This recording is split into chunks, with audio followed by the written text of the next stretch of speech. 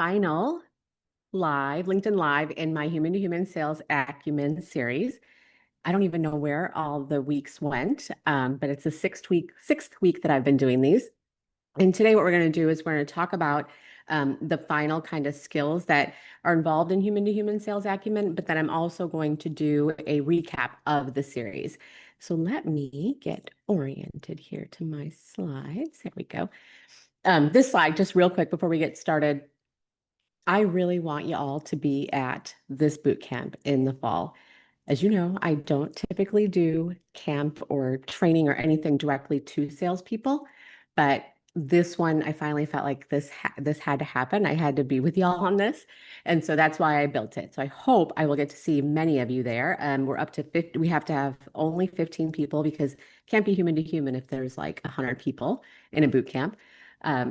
There's a lot of great things that'll come of this, and it's all based in the human-to-human sales acumen. But the difference between what we've been doing here in the LinkedIn Live and the bootcamp is depth. It's much deeper. There's weekly 90-minute sessions over 6 weeks, and we will be doing more practical exercises, and you'll walk away with more tools and more practical exercises you can put to use right away. My goal is for you to have the best Q3, Q4 that you've ever had. And what we'll do in that boot camp is keep in touch with you and kind of see how things are going so that we can improve along the way. I'll also be doing a one-on-one with everyone who signs up for the camp right before and then one after the camp is done. So enough about that. Oh, here's my QR code. If you want to learn more about the camp, here's the QR code. There are applications required because I'm highly selective. I want to have like the best group with a good balance of background, skill set, industry, et cetera. And so the application is online. You can get to it by either this URL or the QR code. And I decided I'm going to do a Ask Me Anything and Ask Me Anything next, let's see, the August 5th. So that's a Wednesday. It's not a Thursday that time. I already had plans on Thursday. So Wednesday, August 5th, same time, 11 a.m. Central. It's basically going to be a hop on, ask me any questions that you have. If you end up not being able to join, send me your questions in advance so that I can at least answer them while we're live, okay? All right, now we're going to get started. Okay, so here is our concentric circles. We have just finished critical thinking. I hope you caught that one. If not, check the replay. That is a super important skill that not only do you need for your success, but your buyers need you to have it. And then today we are going to talk about advocacy and a product of advocacy, which is influence. Let me get moving. Sorry about that. Oh my goodness. That's my glasses, my other glasses. Okay. So here's what advocacy is. Advocacy is adopting your buyer's success as your own. You take their plight on, almost like you envision yourself as somebody who's got a stake in their success. Now, that sounds a lot like what we talked about very early on, benevolent intent. The difference is this is the action that goes with that, right? It's how the benevolent intent kind of manifests, the desire to help your buyer win. You become that person who adopts their plight. So whatever they're trying to do, you are on their side. These are the things that you do to help them win. These are things that are not required, and they are certainly not expected because they're so outside of what typical salespeople would do for their buyers. So that's kind of the baseline of it. And it's really hard to explain precisely what this looks like in every context because it is different. Back to our core principle, which is when you're doing human-to-human selling, it's a function of a unique human buyer and a unique human seller. So needs are absolutely going to be different in there as well. Let me drink some water. Y'all can see I'm in my house today, so a little bit of a different setup. Not expected and not required. So essentially above and beyond. And the thing about advocacy that matters the most to you as part of this human-to-human sales acumen framework is it yields influence. More on that in a moment. But when you are practicing advocacy for your buyer from like the word go, ultimately you will earn the right to influence them in their buying process and in their buying decision, which, as you know, is something that's super powerful for salespeople. Okay, very early on. So advocacy is interesting. It is one of those things kind of like trust where it builds throughout the sales cycle. And so in the beginning, it's more execution oriented, right? So you're doing things that will show your buyer that you're going above and beyond. These are things that they're not expecting, but they are related to helping them be successful. And I've just shared a couple examples here. Here we go. So something like, you found a podcast that is about buyers that are in the same situation as your buyer, and they're talking about things that they should be doing in the buying process, or something really relevant to that buyer. And by the way, it doesn't have to be something specific to the buying process. It could just be something tied to their day-to-day function that's super interesting and valuable. You share that, and then you explain why you're sharing it. You can't just like send a link. Okay. Trust me, people have done that. You have to share that with them and explain why it mattered enough to you to send it. So that's the really important part. And that helps them start sensing that you're kind of going out of your way to help them be successful. Same thing, preparing them to shine in a meeting where you got nothing to gain, right? So they're going to be having a meeting and they've got to present certain things internally. So you decide that you're going to pull together case studies. You're going to pull together some data for them. You've got past experience that you're going to just write some notes about. Anything that is in your mind, right, and has value that you can give to them to help them be better. And of course, the explanation is really important because the explanation is where they'll gain understanding of what you're doing, that you are being an advocate for their success. Lastly, it could be something like a stakeholder list. By the way, these are common ones that I've seen happen. A stakeholder list. So one of the things, as we all know, is that when we are in B2B sales, we are often competing with the buyer's internal drama and dysfunction. And a lot of times that's the things that'll derail everything. And so when you go in and say, hey, look, these are the stakeholders I think need to be involved because this is some experience that I've had in the past. And it's a gotcha. If we don't have that in advance, I just want to make sure that everything goes smoothly. You can say something like that to them, and it will indicate to them that you are looking at this as an entire experience, as their buying experience and as your sales experience. You're taking their perspective and you're helping them do the things that are going to prevent them from looking like a fool. Okay. Again, none of it is required or expected, and all of it benefits them, right? And so, look, you might get a little benefit here and there, and that's cool, but ultimately, these cannot be self-oriented activities. You cannot execute with self-orientation. It has to be back to that benevolent intent, okay? All right, so I'm going to walk through just like a little example of this. So if you think about this statement that I've got on the screen here, the setting is a sales professional is going to be meeting with their buyer. But there's two cases. So the first one, the sales professional is going to be meeting with their buyer. And this is the phrase that they're going to say. There's going to be two sales professionals in my example, but the words that each of them are going to say are the exact same. And they are here. Basically, they're going to need to tell the buyer that I wouldn't take all three regions live at once. You should pilot the smallest region first, even if it costs you an extra quarter, right? So the essence of that is you need to do it this way and even if it takes you more time, because that is going to help you in the long run, right? Or that's the right way to do it. So let's see what we have here. So this counts as a thing of advocacy, this statement, because it's benevolent intent. It is practical guidance and it is conviction backed by experience. So, small side quest here, and you may have heard me say this before, but I can't say it enough.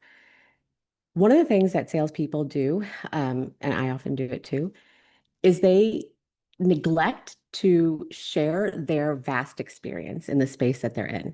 And when you go work with a customer, you learn things. You understand more about what a buying process looks like. You understand more about how their business operates.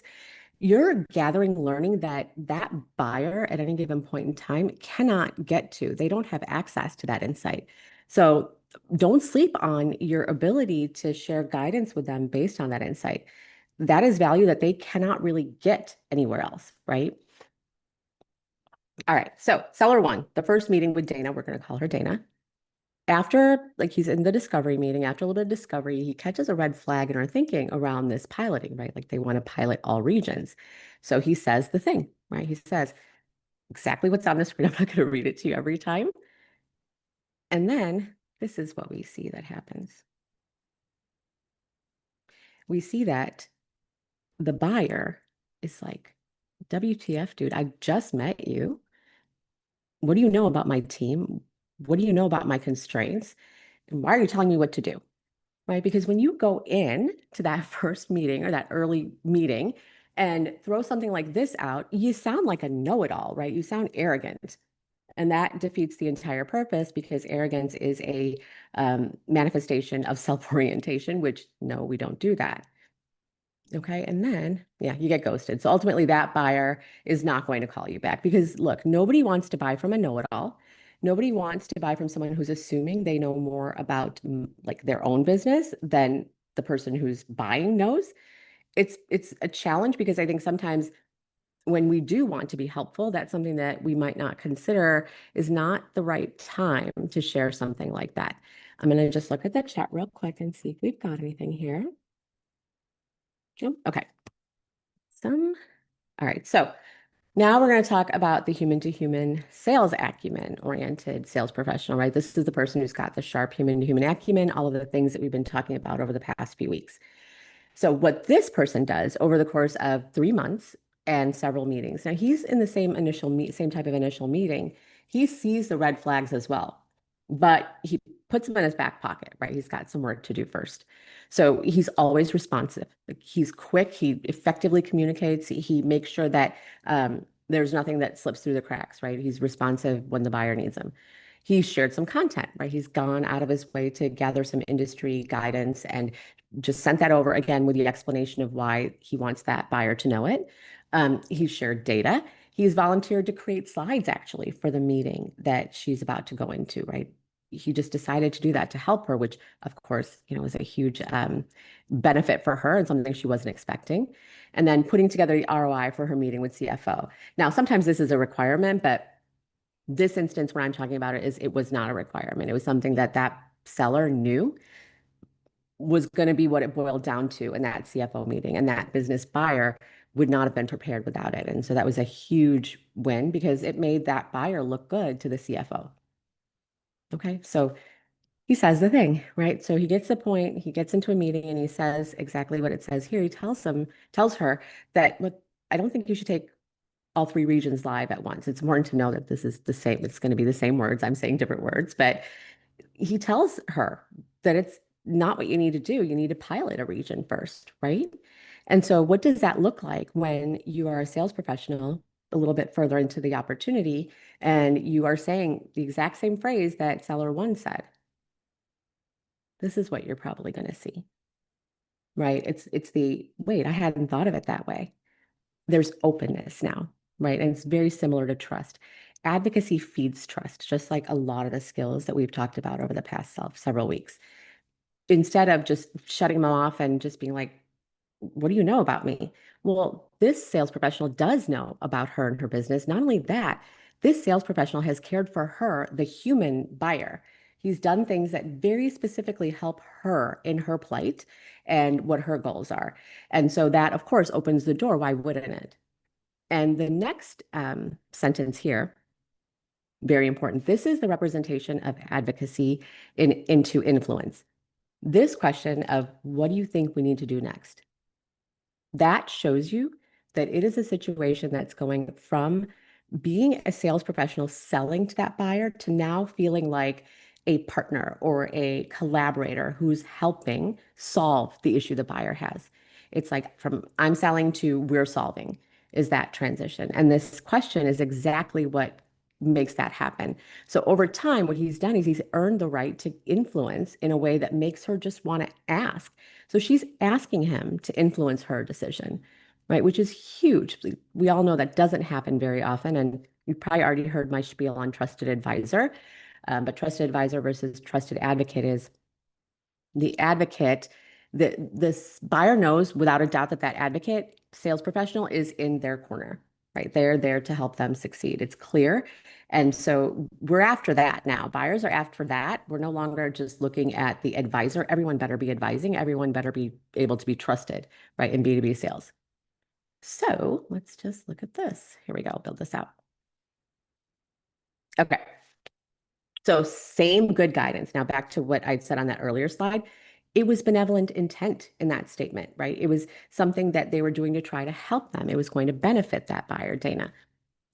there was nothing wrong with that statement in and of itself. But seller one did it too soon. He hadn't created the amount of trust that was needed to be able to go in and say something like that and give that level of guidance, right, to their buyer. So it made him seem kind of arrogant. And that, of course, went over like a lead balloon. Side eye, totally valid. Seller two goes into this after building the trust. And that trust, you can see that it's built by the series of things that I mentioned that sales professional did in the course of that 3-month period, right? Going above and beyond, out of their way to help that buyer. When I say that buyer, by the way, I mean that human being that's making the buying decision. Back to what we talked about earlier on. In B2B sales, the buyer often their livelihood hangs in the balance when they are making a decision, right? These are big decisions, and they're being entrusted by their company to make this big decision with a lot of money and a lot of risk behind it. What happens if they screw up? In a lot of businesses, like especially security-oriented businesses, they're done. And not only are they done with that job, there's going to be a reputational issue associated with it too. So there's a lot on the line for these buyers, right? So you have to build that trust with them first. And if you go above and beyond, it becomes very clear to them that you are in their corner, which is ultimately the thing that matters. Okay. So seller two practice advocacy at the end of the day, long story short, when she said that, what do you think we need to do next? We know that she is now giving him an opportunity to influence her in her buying process. All right. So I'm going to tell you a story about 2018. So in 2018, this is now before I wrote my book. This example is in my book. Hopefully, I remember it exactly. It's been a minute. But in 2018, I was working as an embedded coach for a IT services client who the buyers there were C-level CIOs, CTOs, et cetera, technology buyers. And the sales team, they were under my care. So I used to go into meetings and sit in and listen in on calls, and I would do certain things to try to help better understand for myself, like what are they doing? How can I improve, et cetera. And so one of the exercises that I went through was I asked each of the sales team, and there was like 10 of them, to tell me who I could speak to that's one of their existing customers that would be able to talk to me about the experience that they had with that sales professional. So just to be very clear, I'm a sales coach, sales performance coach and consultant. I'm asking my client, which is the sales professional, a B2B sales professional, about their customer, their end customer, the person that they're selling to. Okay.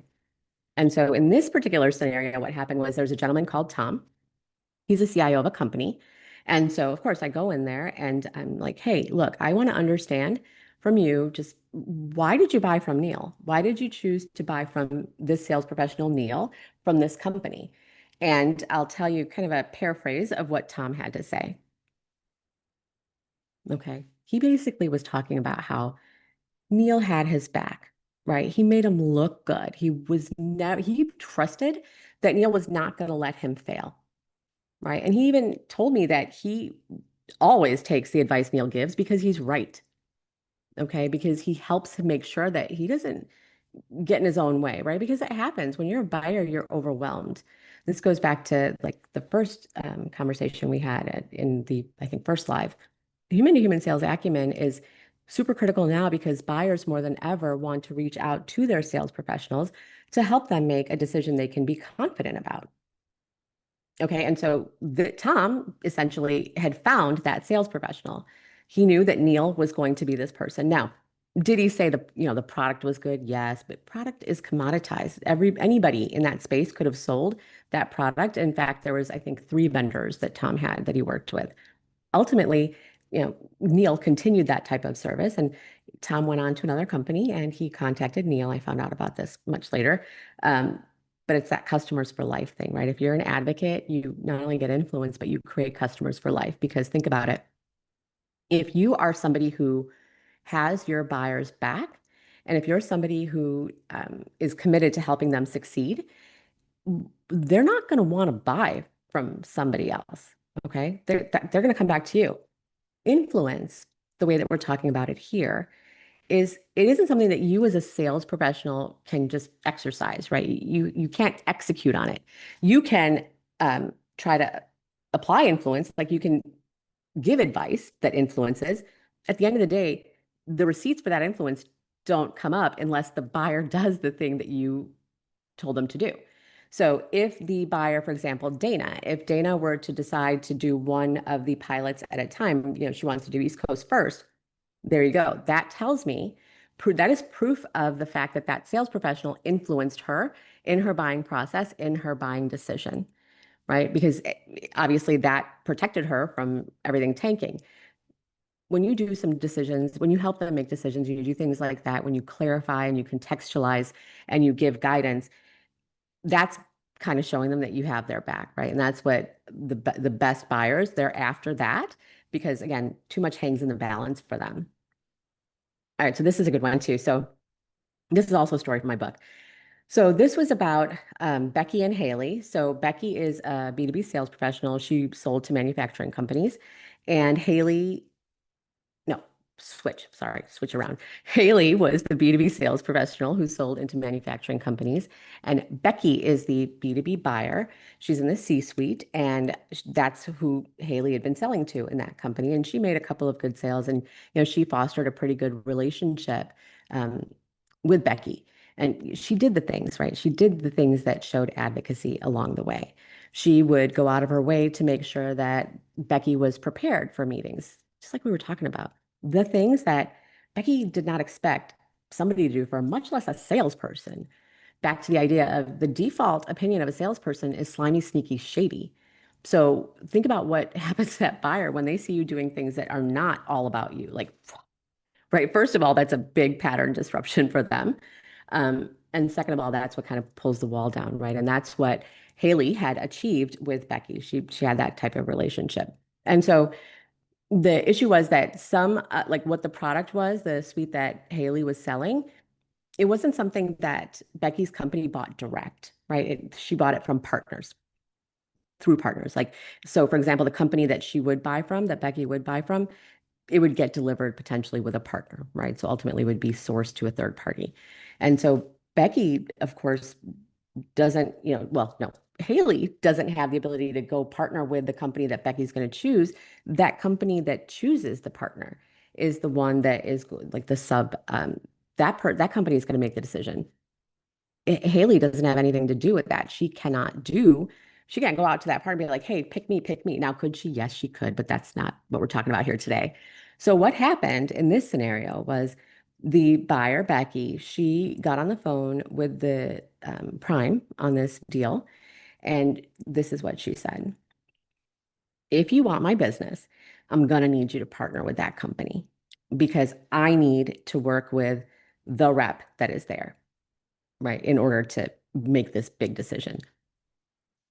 What? Just imagine your buyer is out here selling you to somebody that they're buying from. Like they don't want to buy from anybody else. This is very real. When you consistently advocate for your buyers, you create customers for life. And what you're going to find out is after some time, when you are doing those things that are advocacy, it's like they don't, not only do they buy from you, but they don't even feel like buying from somebody else. They don't even want to buy without you. Why? Because you had their back. You made sure that they didn't look a fool. You protected their livelihood at the end of the day. And to me, that is one of the most, if not the most important thing that you can do as a sales professional is as you help that buyer succeed is protect their livelihood, get them to a confident decision. All right. Here's the most beautiful part of this. At some point, if you're doing advocacy, if you're like actually being that buyer's advocate throughout, and you close a deal, well, what you're going to find out is they become your biggest advocate, right? And so I forgot to say about Tom. Tom actually did multiple referrals for Neil in that other scenario I talked about. So not only is he buying, but he's over here talking to his peer groups and getting Neil connected with them. So he's over here advocating for Neil's success. And there's like this magic moment when this happens. And it is elite sales professionals experience this all the time. But I'm here to tell you this is something that everybody has to level up to do because this is starting to become the expectation that you are advocating at that level and you're protecting them at that level. That's what it boils down to. Okay. All right. So before I do the series recap, I'm going to just check the chat and make sure we don't have any questions. I don't know what just happened. Weird. It logged me out. Okay. Give me a second. There we go. Okay, no comments. All right, cool. If you're watching this on replay, feel free to drop a comment within the event link. I will be happy to answer it at that point, or just DM me. That's no problem either. So, just to wrap on advocacy and influence, this was the last part of our Human to Human Sales Acumen series. In the bootcamp, we talk a lot more about when you do these skills, what's like the output, what does it yield, right? And how does that look? But for our purposes, advocacy is something you're building all along, but there's a moment where it goes from executional influence, which is doing those small things, into strategic advocacy, which is, partnering, sitting with that buyer and helping them figure out what their roadmap looks like. In the past, I mean, I think people have said things like, be a partner. You don't want to be a vendor, you want to be a partner. Like, I mean, at this point, that is kind of lip service. It doesn't mean anything if you're saying it just to say it. Advocacy demands that that is the stance and the orientation that you have with your buyer, period. Without that, you are not actually, you're not reaching that level of strategy that is going to create the influence.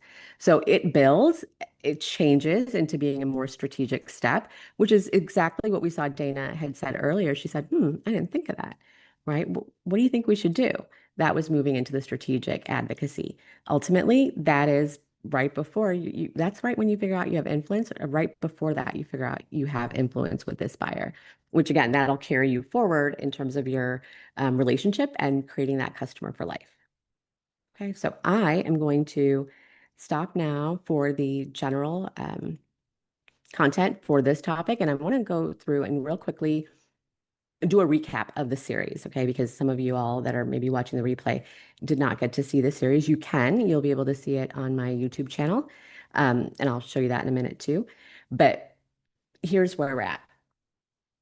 Human to human sales acumen starts with something we call heartset. Heartset is who you are. It is the benevolent intent that you carry to help your buyer be successful in whatever success looks like and whatever it means to them, right? Not your definition or what your marketing or product team told you.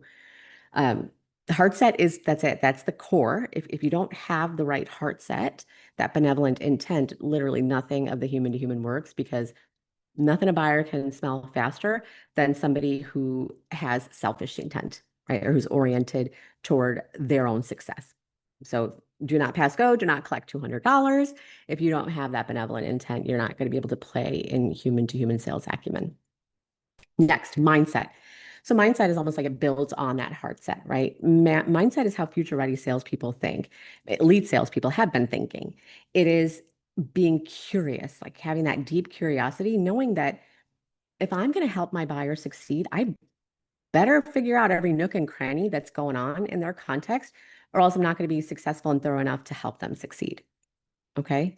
And clarity, right? Making sure you're looking at it without the rosy glasses, right? Looking at it very clearly, making sure that you're seeing the whole picture. And then conviction. Conviction is you believe that because you have this good intent, you believe that what you're going to say and do is going to help that buyer. And so there is courage that comes with that, and conviction. And that conviction and courage and confidence, all the C's, that's what gives you the ability to just maybe challenge and push back on that buyer. Something that most salespeople hesitate to do. And when I say challenge, I don't mean like bully, like, God, that whole challenger sale, people took it the wrong way. Challenge means ask them to think differently, right? And that is what the mindset is about. That's your mindset. That's how you walk around. These are the things that you aim to do for that buyer. Mindset informs skill set and the actual action, right? That behavior. Next up, the skills. So within this series, we've talked about a few different skills. We talked about first recognizing buyers, which is, as sales professionals, we tend to default to selling the way that we prefer to buy, which ultimately only ends up working with like 1 out of 4 buyers, right? Just because there's typically narrowed down to like 4 different buyer types, which I also talk about, 4 buyer archetypes.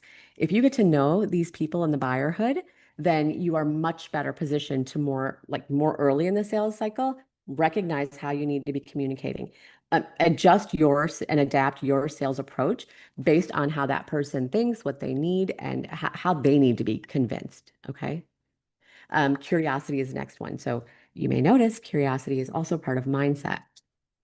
In mindset, curiosity is about constantly wanting to learn and know more, right? And it's because you want to understand the whole picture of that buyer. And by the way, if you're curious in sales, you're probably a curious person in life, right? It is a skill that can be trained, and it does serve you both in your sales role and in life. And curiosity here, though, when I talk about it as a skill, it's the manifestation. It is when you are sitting there asking questions that are showing you're curious. You are not looking at the standard discovery questions list. You are not looking at, the checklist or the script that you've been told by some rigid methodology that you need to use. You're here, you're focused, and this is the second part of this, attuned listening. You're listening to what they're saying, you're watching their body language, you're hearing for like dynamics internally that you need to be aware of. That's attuned listening. So curiosity and attuned listening, they go hand in hand. They are together. Curiosity is like not that helpful if you're not listening. Ultimately, if that buyer doesn't feel like they're heard, there is no sale. Again, do not pass go. You're just done for. However, if you are a sales professional who has the right heart set and mindset, attuned listening is a skill that you practice and you will be able to have it. Critical thinking, this was last week, huge, right? Step outside of the jar. When you're sitting in the jar, you can't read the label. Force yourself to step outside of it. Force yourself to take off the rose glasses and poke holes in that situation, right? In other words, read the label. What is going on in this scenario, right? We talked about the 3S framework for that. And then advocacy, which is what we just talked about today. This is the thing that earns you the right, ultimately earns you the right to influence. All of these skills together, the whole goal and um, the thing that salespeople want to get from all of these things and will get from all of these things is that ability to influence, to guide, to shape the direction, and to honestly shape their own outcome, right? Because I'll tell you what, when you are at that level with a buyer or customer, like I said, they're not going to buy from anybody else. Okay. So even if there's a better product out there, they will fall back on working with you because they know if there's issues, you'll be there to help them fix it. Okay. So, influence is what you gather when you're in human-to-human sales acumen. And I can't really say it enough. At the end of the day, human-to-human sales acumen, it is those skills that machines cannot do. My whole thing has been, like, if there's something in the sales process that can be automated because it's scripted or it's rigid or it's standardized, it's going to be sooner rather than later. Like that's just our reality right now. And it's been building and it's just only getting more and more intense. And so that means as sales professionals, B2B sales professionals today who are like, hey, I'm going to be future ready, you got to be all in and you have to double down on the things that make you uniquely human, which is the skills that we're talking about here, right? An additional one is like compassion. So the things that make you uniquely human are the things that will help you compete with not just the robots, right? Not just AI, robots, machines, but also stiff competition, because these skills will give you an edge in terms of that advocacy and that influence that you gain. And the status quo, right? If you, God, change is hard, right? Like your buyers, they're not like thrilled about making this change. There's a lot of risk that goes with it. But if you get to that point where you've proven you're an advocate, you will now be able to influence them to make sure that they do move, that they do change. And so there's a lot less competition with that status quo, right? That so many of us face in our B2B sales career. So that is it for me. I went a little bit long, so hopefully the people on the video were able to catch all this. The bottom line is if a machine can do it, machine's gonna. Human-to-human sales acumen is your way to prevent the machines from encroaching in your space. In 2019, when my book was published, this was something that was just kind of an idea. And it was based on things that I was seeing were automated. I didn't even know what AI was yet, but I knew that salespeople were kind of freaking out at that point. And so that is what motivated me to write the book, because I do not wake up in the morning and decide I want to take on that kind of thing. But I knew that my salespeople needed it. And so that's the principle of the book. If you haven't read the book, definitely do, because a lot of what I talk about here, though, that's like the origin story. And it's also kind of a love letter to salespeople. All 6 sessions of this series are on YouTube at Anita Nielsen H2H. I am around on LinkedIn. If you haven't connected with me yet, please do. And if you have questions along the way, do not hesitate to contact me. If you're considering the boot camp, but you're not quite sure and you want to learn more, let me know, DM me, and I will get you on my calendar so I can talk to you kind of one-on-one about what the boot camp is and how it could help you specifically. Yeah, and I think that's it for me for today. So thank you so much for those of you who are on live, and thank you so much if you're watching this replay. I hope we're connected already. If not, let's do so. And happy selling, and I'll see you around. The Ask Me Anything on August 5th is an option if you want to join. If you can't join,